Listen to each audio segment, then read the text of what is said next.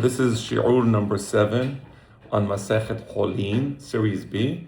We're on Daf Gimel Amud Bet, on the bottom of the page, where basically we were examining yesterday why everybody disagreed with Rabbah Bar'ullah, and the reason everybody disagreed with the Rabbah Bar'ullah's explanation of the Mishnah is because they disagreed with the premise. The halachic premise was that Holin shene'asu al taharat HaKodesh kekodesh damu, but that's not the halakha. The halakha is Holin shene'asu al taharat HaKodesh lav kekodesh damu, and therefore everybody disagrees with Rabbah Bar'ullah. That was the reason for that. Okay, so Rabbeina, you see the word Rabbeina. Let's do that again. What we did yesterday. Chabot. Rabbeina ורבא ברעולה כרב אשה לאמרי. Okay, Rabbeina ורבא ברעולה כאביה ורבא אשה לאמרי משום דקשיא להו וכולה. So we know they had the problem explaining the fourth clause of the Mishnah וכולה. They couldn't explain it. Okay. כולהו כרבא ברעולה לאמרי. كل كربا برعולה לאמרי לאס בשנת דאמרת אחא עיקר עד רבה התם עיקר. Okay, according to the answer that in comparing our Mishnah to the Mishnah Masekhet Zevachim, according to the answer that Rabbah Bar'ullah gave, that really the ikar of shachitat kadashim betum'ah is in here hacha ikar. No, adrabah hatam ikar. That answer makes no sense. The bekadashim kaya, because Masekhet Zevachim is dealing with the shachita of korbanot. Lehach lishana de amar tatam ikar behacha. Chavod. בקדשים להך בשנת אמרת התם להך עיקר. להך לישנה דאמרת. התם עיקר והכה אילה דתני תמי בחולין תני תמי במקודשים. According to the second Lishana, which says that it's an ideh, that really hatamika, but it's ideh. Detana. Aide detana tame becholin, tana name tame b'muktashin, tame becholin gufe, la yistarich aleh. I don't need this of tame becholin. They're making such a big deal about tame becholin that we have to encode it in that Mishnah. I don't need it. Why? Cholin shene'asu al taharat kodesh, like kodesh damu. Okay, that we studied yesterday. Now we're going to ask another question. So why don't the other Chachamim explain the Mishnah like Rabbeina? The explanation of Rabbeina seems to make sense. Kulhu keRabbeina la'amre. kulhu keRabbeina la'amre lehas lishana ve'amar mumhin she'en mumhin lav. So according to the Lishana Kama of Rabbeina, which said that it's encoding the law of Mumhin, it's an unusual thing to encode because there's a kelal and there's a halacha, and Rambam actually makes pasak like this, that Rov Mesim says shachita Mumhin. So you don't have to, if you see somebody doing shachita, the assumption is that the hazakah is that he's a Mumhin. According to the second Lashon of Rabbeina Leach, Lishana de Ama. محذكين شئين محذكين لا. According to the second Lishana, which said that it was encoding the law of muhzakin, also it's an unusual thing to encode because really we're not chosheshin that somebody's going to pass out. All right. Now this we didn't read yesterday. Rabba la amar ke abaye ki kushya. The reason Rabba disagreed with Abaye is because, as Rabba said, he has a kushya against Abaye. The kushya against Abaye was that Abaye said that lechatechila kol shochatin va'afilu kutin kishiyisrael omed al gaba. And Rabba says, why do you need such a high standard of Yisrael omed al gaba? There should be Yisrael yosef v'nichnas. You don't need Yisrael omed al gaba. Just like kushya. Yeah. Avaye la'amar ke'araba. There's also a different problem with the Shita of Avaye, no? How it was repetitive, no? I mean, right, but the reason, meaning the reason that Rava wasn't even willing to entertain the Shita of Abaye, because the Shita of Abaye assumes that you need such a high standard of kashrut for the kuti that has to be omed al gambab, and that the very premise of Abaye's explanation, he rejects it. Kikushia, just like the question he asked. אביה لا אמר כרבה הטעם לה נגע נגע נגע. So אביה לא אמר או לא אמר כרבה הטעם לא נגע. נגע. Abaye is saying, Rava, with all due respect, you're saying that we need a lower standard of hashkaha, that it's enough sheyosef v'nichnas, and you bring me the re'ayah from the hanut, or the storehouse of a goy, the hanut of a Jew that has wine in it, the goy is inside the hanut, you're saying it's enough sheyosef v'nichnas. Yeah, the reason it's enough that you say yosef v'nichnas, he doesn't have to be omed al gabab, is because the goy has no place touching the wine. It's not his place to touch the wine. And if he touches the wine, he's obviously doing something wrong. What are you touching the wine? In any store. Now I work in a grocery store. The guy catches me opening up a can of tuna. What are you opening up the can of tuna? That's for sale. What are you doing here? It's not your job to open up the can of tuna. What are you doing? So now he's touching the wine. Why are you touching the wine? So in that case, it's enough. He doesn't want to be caught touching. Of course. But in the case of the kuti is touching the animal. I mean, the kuti is the one who decides whether the animal is kosher or not kosher. He's making the shahita. Keherif ayin, a split second, I don't know, he does halada. The knife enters, punctures the thing, and he does the shahita from the inside, for example. Nobody knows. It's mamash like I said. So you can't compare the hashkaha of the wine to the hashkaha of the kuti doing shahita. The kuti doing shahita it's his job. He's like, oh, why are you touching the animal? I'm the shahit, ya habibi. I'm the shahit. What do you want to do? You want to do a magical shahita with a Kabbalistic incantation? You understand? Yeah. All right. So that's why Abaye rejects the idea of Rava that it's enough to be Yosef v'nichnas in the case of the kuti. You understand? Yeah. Hatam lanaga. In the case of the wine, it's not the place of the goy to touch the wine. Hachanaga. And here it's the place of the kuti to touch the animal and do shahita. Right. Rava she'ela amar ketarvayu. רב השאלה אמר כתרבי הוא כסבה כותים כהי אריות. Okay. Rav Asher disagrees with both Rava and Abaye. Both Rava and Abaye believe that the kuti can do shechita. And the idea is, the only question is, what type of mashkiach do you need? Do you need Yosef v'nichnas, like Rava says, or do you need omed al gabab, like Abaye says? That's the only question. But they both agree in principle that the kuti can do shahita. By the time of Rav Asher, and we're going to see this later on in the Gemara, the Hachamim realized that the kutim are not Jewish even. The assumption of Rava and Abaye is that the kutim are above goyim. It's true a goy can't do shahita, but a kuti can do shahita because kol misvah dikdekuba yoter mi Yisrael. That was the original belief. Later on, the Gemara is going to say that they went to Har Gerizim, a holy mountain for the kutim, and they saw avodah zarah of a dove, right? They were doing avodah zarah. They believed in the dove. Okay, so they later on, so they demoted the kutim, and they're considered worse than goyim. The kutim are worse than goyim. That's what Harambam says.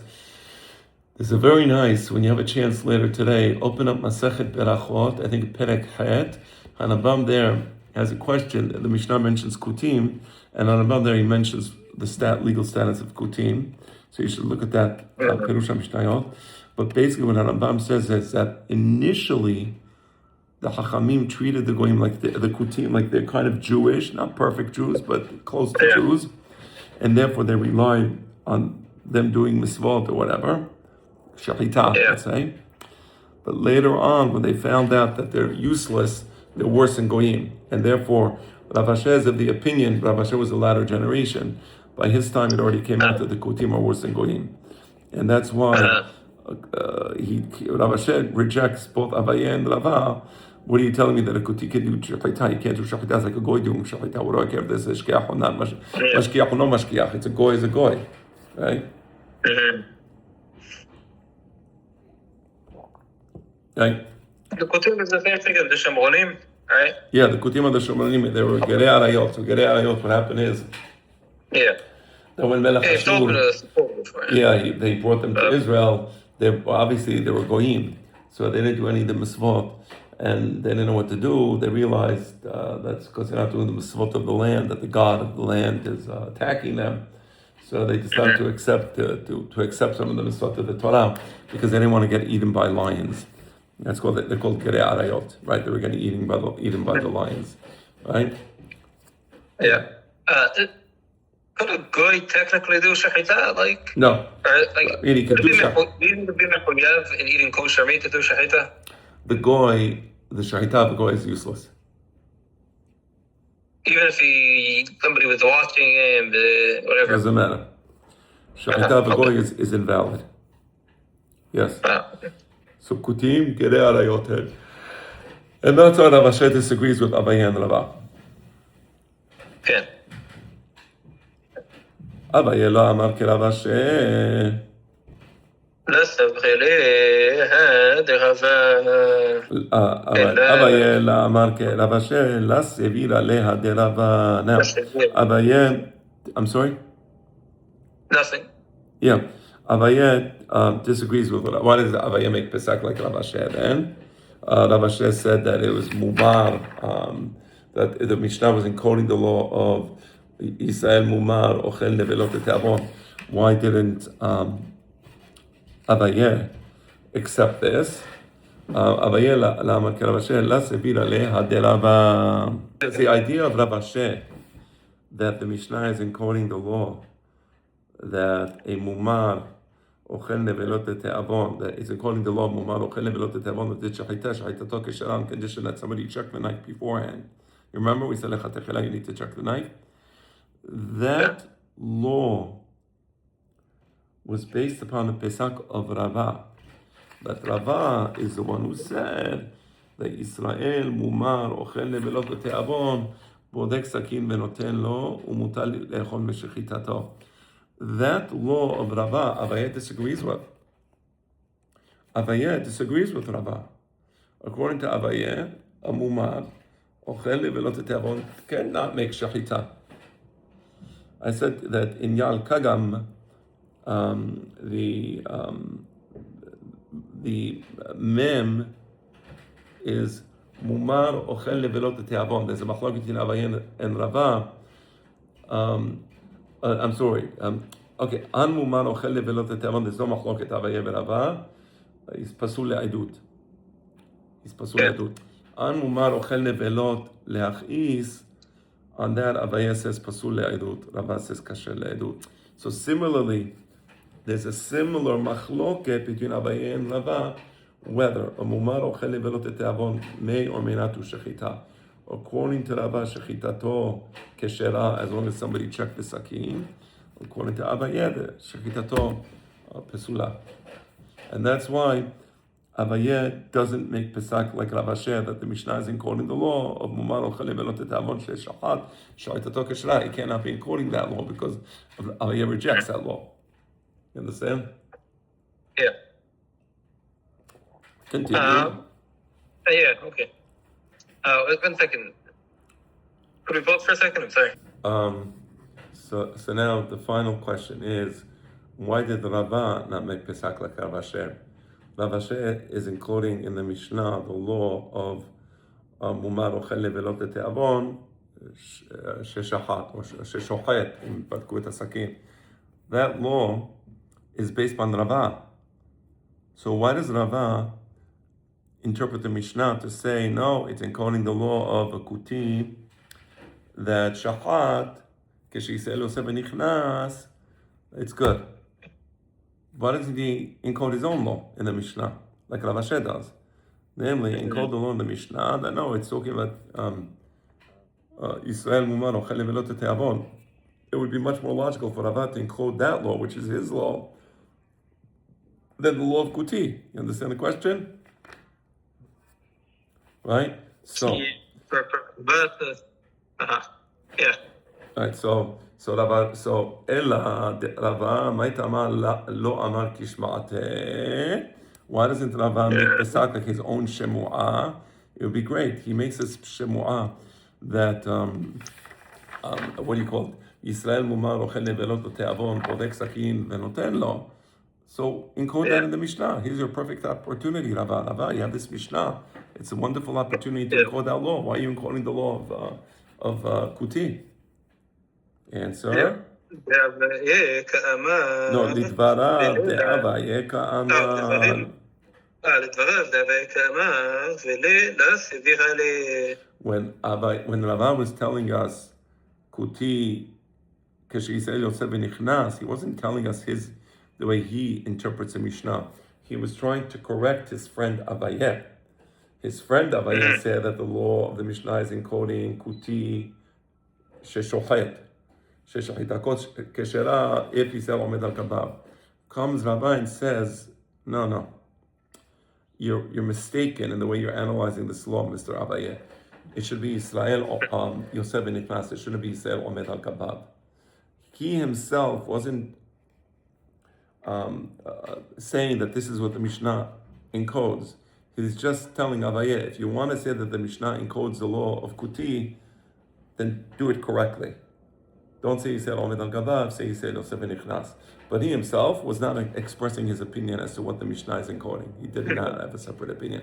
Now what's nice about this is that it comes out that we have Abaye, and that we have like an Ika de Amre for Abaye, which is just like Ravena and the Ika de Amre of Ravena. So you see there's a very nice parallelism between the Mahadora Kama, Rabba Ba'ula, Abaye, and then Abaye as refined by Rabba. And then we have Mahadora Batra. We have Rabashe, Ravena, and then Ravena is refined, Ika de Amre. So it's almost like a perfect parallelism. Yeah? Yeah. Okay, very nice. So this really works very nicely. Now we're going to the second part of the sugya. The second part of the sugya is going to deal with the kutim. Okay?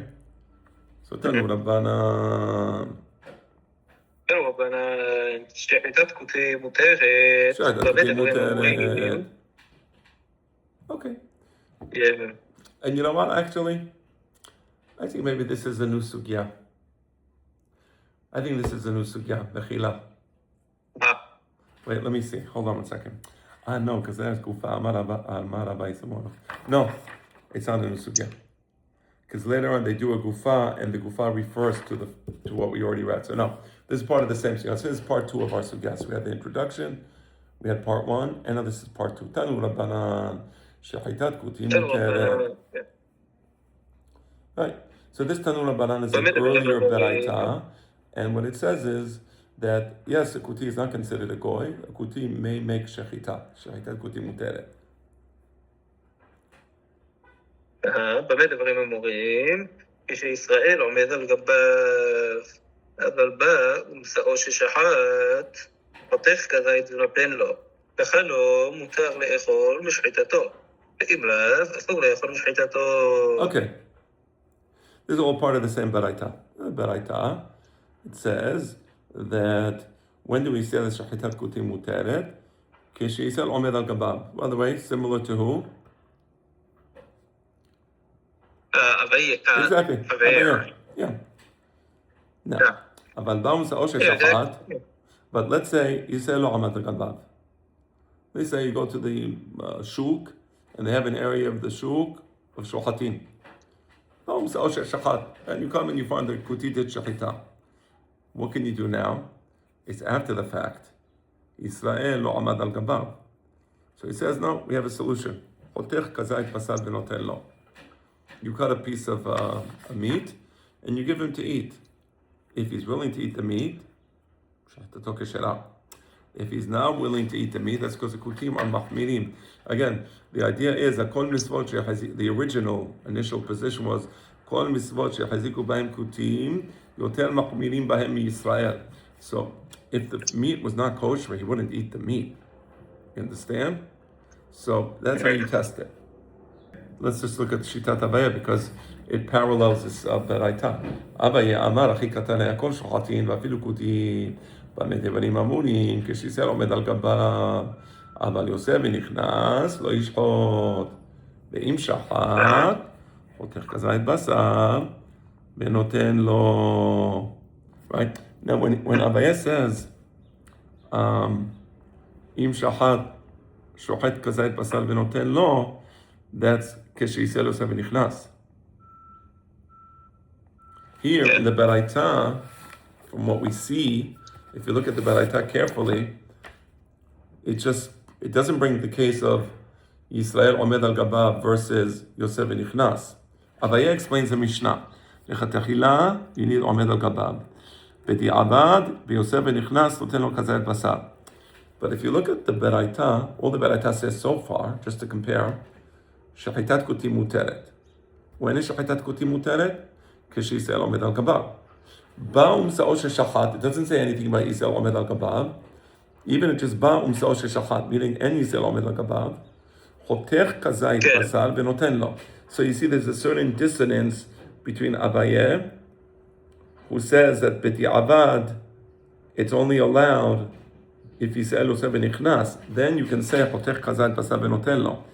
The Beraita seems to be much more mekel. The Beraita seems to say that afilu en Yisrael Yosef Nichnas Chotech Kazayit Basar Venoten Lo. You understand? Yeah, I get what you're saying. Ve'im lav asu lechol meshachitato. But if the kuti is not willing to eat, asu lechol meshachitato. That's part one of the Beraita. Here's part two of the Beraita. Chavod. מסבו דקוריה של ספרים. No, I'm sorry. Mechila. Kayosebo. Similar law. Kayosebo. Masa beyado dekorya shel siporim. Give me a moment. I'm going to get the aruch. The aruch is excellent, and sometimes he explains words like this. Let me see if he has anything here. Dekorya shel siporim. What is it? Dekorya shel siporim. Perush kevusat ofot shechutim. So a person made shechita on a bunch of birds, and apparently maybe they used to string them together. Maybe they used to I don't know how they did it exactly, right? But the point it was a row of birds. The guy maybe trapped a whole bunch of birds, caught them, and made shechita on them. Dekurya shel siporim is a cluster, like a cluster of birds, right? So kayosebo. Masa biyado dekurya shel siporim. The guy is holding a cluster of birds. The kuti. Chavod. קוטע ראשו של אחד מהם ונותן לו אכלו, מותר לאכול משחטתו. אם לאו, אסור לאכול משחטתו. Okay, now similar law, you want to make sure that the shechita was kasher, it was a good kasher, so you cut off one of the heads, and you say, tfadal bechavod, you eat before me, right? If he's willing to eat it, the shechita is kasher. If not, the shechita is not kasher. אבל דייק מרשע, רבה דייק מספר. Now, Abaye makes a diyuk from this resha of the Baraita. Rava makes a diyuk from the sefa, from the second part of the Baraita, from the dukurya shel sipurim. Let's see. Abaye dayik miresha. אבל דייק מרשע, טעמה, זה ישראל עומד על גביו, אבל יוסף נכנס ל... Abaye says, look, it says explicitly, when is it mutar la'asot shechita I'm sorry, when is it mutar lechatechila lismoch al shechitato shel kuti, kishe'yisrael omed al gabav, and that's why Abaye, I had the higher standard, I said Yisrael omed al gabav, right? Rava dayik misefa. טעמה, דאבה ומשאו ששחט. אבל יוסף נכנס, שפיר דמי... Rava says like this. Look at this. In the case of the sefa, he found the shechita was already done. The shechita was already done, and we're saying that even though the shechita was already done, you can eat it if he's willing to eat it. That means that lechatechila, that's b'di'avad. Lechatechila, we have to go up one step. What's the one step you go up to lechatechila? That if Yisrael Yosef v'nichnas lechatechila, you can eat it. You understand the diuk? But wouldn't the Mishnah bring what's not the Mishnah, the Bechaita bring Yosef v'nichnas, and obviously it's Omer al Gabav is also mutar. If Yosef v'nichnas was lechatechila, they'd just bring Yosef v'nichnas. And we'd learn from that, from Omer al Gabav. I don't know. Look, there's a kelal, Tana darko lekaser, Emora darko leba'er. So, Omer al Gabav, Yosef v'nichnas. I don't know. Right, but first of all, you have to understand the premise. The premise is that always in the Baraitot, the Hachamim were very mekaserim.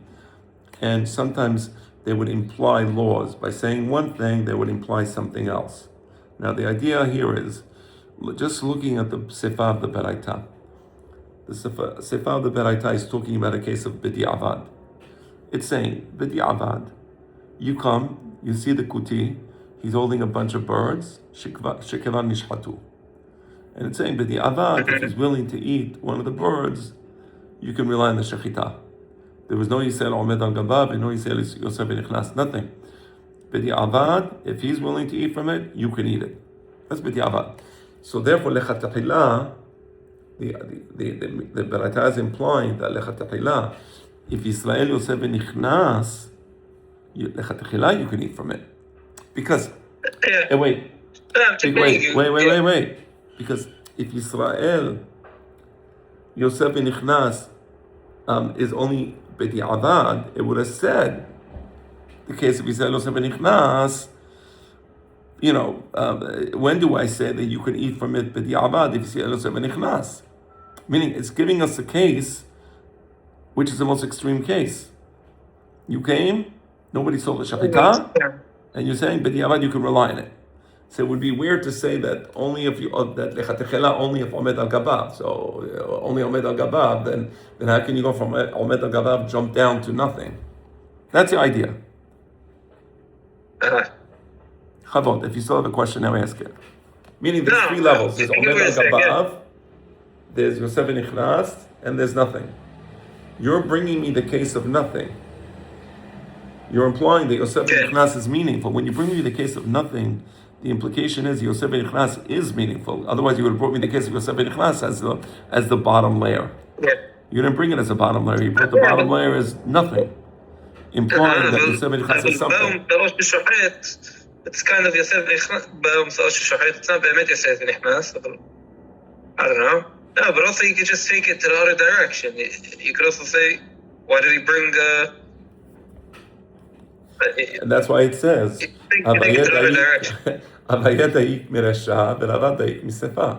you're saying you can bring it from, if all you had is, okay, let me ask you a question. If all you had was a sefa, that's all you had. The Baraita says, you come, you see a kuti with a group, a cluster of birds. Shekevan nishhatu. Can you eat from it? Answer, yes, but only if he's willing to eat from it. So the implication is that if it's Yosef v'nichnas, you could, you can eat from it. Otherwise, it would have brought me the case of Yosef v'nichnas. He would have said, instead of bringing me the crazy case or the extreme case, nobody was there, it would say, Yosef v'nichnas, you still need to cut a piece of meat and give it to the kuti. It doesn't say that. So the implication is that if there is Yosef v'nichnas, lechatechila, it's okay, not just b'di'avad. Okay. Right? So again, we have these two. We have, and similarly, the first part of the Baraita. The first part of the Baraita tells me, if Israel omed al gabav, right, you can eat it. Muteret. You can eat it. So the implication is that Yosef v'nichnas is not enough. Right? Lechatechila. Yosef v'nichnas is not enough. Right? Yeah. So you need Omed al Gabav. I mean, it's explicit, Omed al Gabav. If Yosef v'nichnas was enough, it would have said that if Yosef v'nichnas, you can eat it lechatechila. So, Avayeh dayik miresha, Rava daik misefa. It's the way the Beraita is formulated, it's creating this tension. There's a certain dissonance between the first part I of the guess, Beraita and the second part. yeah. I agree with that. Okay? Yeah. Okay, so Rava daik misefa tama derava tama derava. I'm saying Rava daik misefa tama deva umsao sheshahat. אבל יוסף ונכנס, שפיר דמה. Okay, so that's the initial analysis of the Baraita. ולאביה. ולאביה קשיה ספה. Okay, very nice. So you want to tell me that Avaya Daik Miresha Chazak Baruch. What does Avaya do with the Sefa? Right? Ulavaye Kashia Sefa. The Sefa is still a problem.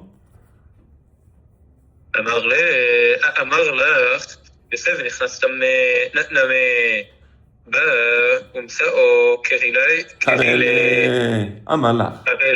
אוקיי, אמר לך. אמר לה. יוסף ונכנס נמה בא ומשאו כרילה. So he said no. Avaya would say, look, the last part of the Beraita, if you want to put the two parts of the Beraita together and say there's no contradiction between the two parts of the Beraita, because obviously it's one Beraita written by one author, so the author is not trying to contradict himself intentionally. So Avaya says something very intelligent. Amalach, he's not here. If Avaya was here, he would say that since the first part of the Beraita explicitly says Yisrael omed al gabav, we know Yisrael has to be omed al gabav. It says so explicitly. It's not implied. It's expressed. Right? Then, the last part of the Beraita says, but if there's nobody there, the Diavad can eat it. By saying if there's nobody there, but Diavad can eat it, it's meaning to imply that Yosef and Ichnas is like nobody there. Meaning, the fact that it skips from Omed to nobody there, it doesn't even go to the middle level. It never goes to the to Yosef and Ichnas. It just goes from Omed al Gabav to nobody there. The implication is that you don't have three levels. You don't have Omed al Gabav, Yosef and Ichnas, nobody there. Rather, you have Omed al Gabav and nobody there. So the implication is that Yosef and Ichnas is like nobody there. That's the way Avaya understands the Baraita. Yeah. So Amalach. So let me read the Shitat Avaya again. Amalach Chavod Yosef and Ichnas Lamed. I'm sorry. No. I missed. Amalach Yosef and Ichnas Lamed Ba'um Sa'ol Karel. Yosef and Ichnas Lamed Ba'um Sa'ol Karel. Like exactly. Okay. Now they're going to ask for Rava. Ul Rava Kashia Resha. אמר לה, יוסף ונכנס למה, ועומד על גביו דמה. So he says, no. he does the up. By the way, here you see that a good argument, you can argue something one way, and you can argue something another way, because you're not dealing here with objective truths. There are certain objective truths in the world. I think there are. Meaning, I'm not one of these people that goes like these people who go all the way to say, oh, because of quantum mechanics there is no reality. I don't buy the idea that there's no objective or there's no truth or there's nothing. No, it's not true. When you go down to the microscopic level, reality becomes confusing, and then you can argue it this way or that way. It doesn't mean that there's no objective truth at the macro level. So also in the Torah, the Pesukim of the Torah are Kayamim le'olam olom le'olamim. The Torah we receive from Moshe Rabbeinu, including the Torah Shebe'al Peh that we receive from Moshe Rabbeinu, is Kayamim le'olam olom le'olamim. So I would call those, I don't know, maybe the word objective is not the right word, but I would call those absolute truths. Maybe the word is absolute. And then at the microscopic level, it could be this way, it could be that way. There I agree that truth isn't absolute. So in the Torah, when you're arguing points that weren't determined by Moshe Rabbeinu, you can make a valid argument one way or a valid argument the other way. I want you to understand the way this is called the antinomy of reason. Immanuel Kant discusses the antinomy of reason. How things of this nature can be argued both ways. So here you see the antinomy of reason in action. Avaya says, oh, the fact that it skips from Omed al Gabav all the way down to nobody there means that Yosef Irchas is a non-category. Comes Rava and he argues the other way. I'm going to read it again. Amalach, Yosef Nichnas Dameh, ki Omed al Gabav Dameh. He says, the fact that it skips from nobody there, it goes to Omed al Gabav, it means to tell you that Omed al Gabav is just like Yosef Nichnas. Weaker argument, by the way. Avaya's argument is much more persuasive because Avaya's argument is based on the actual Lashon of the Beraita. The Beraita says Omed, and then it says nobody there. So you can say there's two categories, Omed and nobody there. Rava wants to argue there's a third category, Yosef Nichnas, but Yosef Nichnas is just like Omed al Gabav. So then my argument to Rava would be, well, in that case, say Yosef Nichnas. and then I would know, that there's nothing higher than Yosef Nichnas. Once you say Yosef Nichnas is kasher, dechatechila. Or you know that Omed al Gabav is covered. Exactly. So the argument of Rava is not a very powerful argument. Let's, again, Melissa. Melissa means try to convince me this way, try to convince me that way, right? All right. So Rava kashya resha malach Yosef v'nichas lamek omed al gabav dameh, but that's a weak argument. Kai Yosef bo masa biyado dekuria shel siporin kotea rosho v'chole amai lichush tilma hai hu de'ava shachit. Okay. Now that we're analyzing the Beraita. I'm sorry, you read it. Kai Yosef bo. יוסף בו מסע בידו דכוכיה של ציפורין, קוטע ראשו וכולי, אמי לחוש נלמה הוא דהבה שחית. So we said that in order to test that the shechita was kosher, you're going to cut off a head of one of the birds and give the person to eat it. How do you know? Maybe that bird had a kosher shechita. Doesn't mean that the other birds had a kosher shechita. Dilma hai, maybe this bird, hu dehava shachit. Maybe that's when he did a kosher shechita on. Shachit shapir, mechila, I skipped the word. Lichush dilma hai hu dehava shachit shapir. This was a good shechita. Amar al Menashe, b'machnisan tachat kelafav. Chavod, read it. אמר רב מנשה, במכניסין תחת כנפיו. במכניסן תחת כנפיו. במכניסן תחת כנפיו. No, that when the person, when the Jew took the dekuria shel siporim, he hid it, and then he cut off one of the heads, and he said, "Tfadal bechavod, eat it." Now, the kuti doesn't know which bird the head came from. Yeah. So either all the birds were kosher, in which case he would eat it, and if some of the birds weren't kosher, he wouldn't eat it. Right? Yeah. B'dilma סימנה הווה יהיב לבגביה. So בדילמה סימנה הווה יהיב לבגביה. Read it correctly. Okay. בדילמה סימנה הווה יהיב לבגביה. Perhaps he had a siman in the bird, and he knew, because over the Kutim, they did not like the Jews. And they would try to be machshil the Jews. We know that in the days of Alexander the Great, when Alexander the Great came to destroy Jerusalem, as I recall, it was the Kutim, the Samaritans, who tried to instigate Alexander the Great against the Jewish people. They were the Reshaim, they were always the enemies of the Jews. So you're saying how this sounds like almost like comical. How can it be like that? No.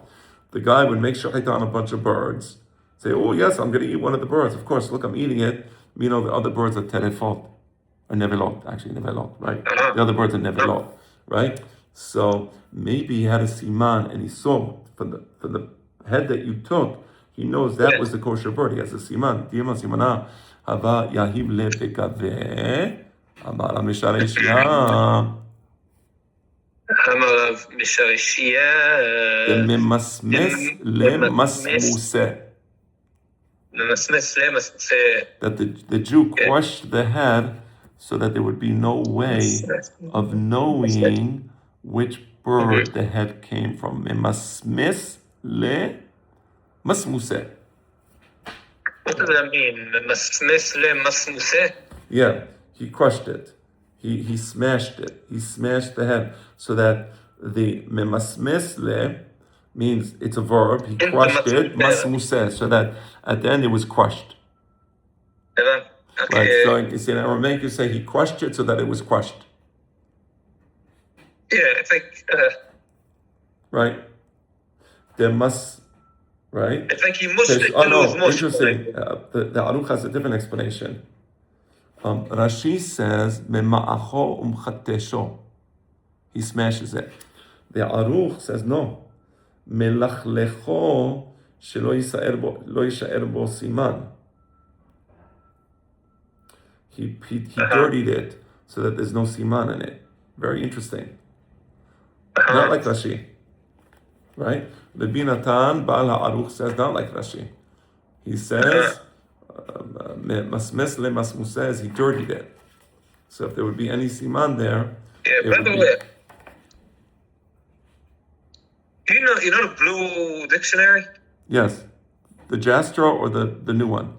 I wonder where the new one. I wonder where do you think he gets his definitions from? Like, is there like some like? I don't know. Maybe look at the introduction. I don't know why are you asking me that question. No, because I feel like you have these these words are explained differently. Yeah, okay. He seems to be very scholarly. That dictionary seems to be very scholarly. Okay? He seems to be an intelligent person. Okay. Yeah, let's just finish this because I have yeah. to go to work now. The memasmes le masmuse. ודילמה כסב ריקותים, אין שחיטה לעוף מן התורה.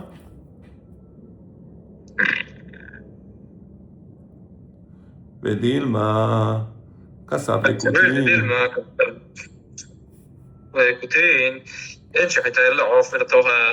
Maybe the Kutim are the opinion that a bird anyway doesn't eat shahita. The Gemara will discuss this later on, the question of shahita le'ofot or not. So maybe they were the opinion that the oraita you don't need shahita. They only follow the laws of the oraita. They didn't follow the laws of the rabbanan. So if the oraita you don't need shahita, they're not going to do shahita at all. So you see the kuryash al-siporim, and you're giving him to Ephraim, and from his perspective, it's kasher. Even if he took a gun and shot the bird, it's kasher. Right? There's no law of shahita for the bird. And shahita שהיא דריסה, חלתה, הקרמה ועיכוב מכתיבן. אלא כאמן דהחזיקו בהו, החזיקו בהו. So the answer is, so they say, look, we know that the kutim, we know that we rely on the shechita of the kuti, right? Regular shechita of the kuti we rely on. If Yisrael omed al gabav, Yisrael is okay. So he says, how can we rely on the shahita? According to that logic, how can we rely on the shahita of the kuti? Does the Torah say any place the word shehiyah? Doesn't say it. Derasa? Doesn't say it. Halada, haglama, ikur? Doesn't say it. That's from the Torah Shebe'al Peh. Mikativa. It's never written in the Torah Shebe'chtav. Once the kutim followed a mitzvah, they followed it properly.